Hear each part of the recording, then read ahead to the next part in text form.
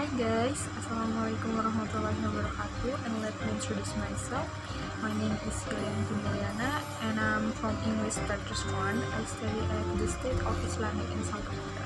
So now we're going to discuss about articulatory phonetics, which is the study about how speech sounds are produced in our vocal tracts. So in this video, we'll be talking about how linguists describe the vowel sound. What is the vowel sound? The vowel sound that we're talking about is as they are used in the North American English. So we go to vowel sound. The vowel sound, there are two types of this vowel sound, monophthongs and diphthongs. This monophthong is involved one vowel quality, and this diphthongs is involved two vowel quality. Okay, now when language are describing vowel sound, we have to rely on a different set of criteria from what we use in describing consonants. So, because remember, vowels do not involve a contraction of airflow in the vocal tract. So our tongue doesn't approach an anatomical landline like they do with the consonant. So the three of these criteria that linguists use when describing vowel sound is there are H, then backness, the last one is roundedness. Okay, let's talk about each of this in turn. Like the first, there is height refers to how high or low the tongue in the mouth when producing the vowel. For example, consider the vowel sound E and A. If you say both of these vowel in sections, you should feel your tongue going up and down as you say E and A. So if you want to feel your tongue is like going high and low, you just put your finger or your hand on your cheeks like this, and then try to pronounce E and A. So E, A, E, A. You should feel your tongue is like getting lower and high when you say that. So in terms of height, all vowels are either considered high, mid, or low. E is an example of a high vowel, and A is the example of a low vowel. So next we go to backness. Backness is referred to how front or back the tongue is when you're producing the vowel.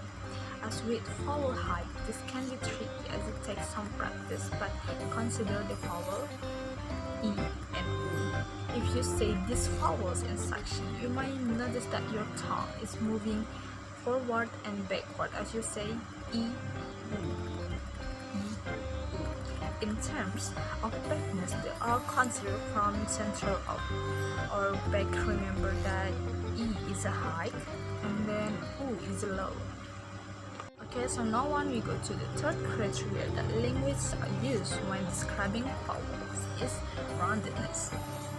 Rounded means whether or not the lips are produced when you're producing the vowel. So now this is something that's very easy as you can feel and see when you're producing a rounded sound, or when the person talking with you is producing a rounded sound. So again, take the two sounds that we just use, E and U. As you can clearly see and feel is a rounded vowel, whereas E is not a rounded vowel. Guys, that's all about that three criteria of producing the vowel. So just like with consonant, there is a special order that linguists use when describing vowel sound, which is mean it is high, then backness, then rounded. For example, U is a high, backness, and rounded. And then there is A is low, front, rounded vowel. So as remember, so far we've only been talking about long vowels. So we want to categorize deep talk in terms of these criteria, we must do so far the starting vowels, quality as well as the ending vowels. So, but we won't worry about that in this video. So that's all for me today. More and less, please forgive me, and hope you guys enjoy my video and understand what I say. I'm not really sure because yeah, my pronounce is really bad, and not really bad, I mean not really good. So that's all for today, and I'm sorry too because I'm late for make this video. Assalamualaikum warahmatullahi wabarakatuh. See you guys.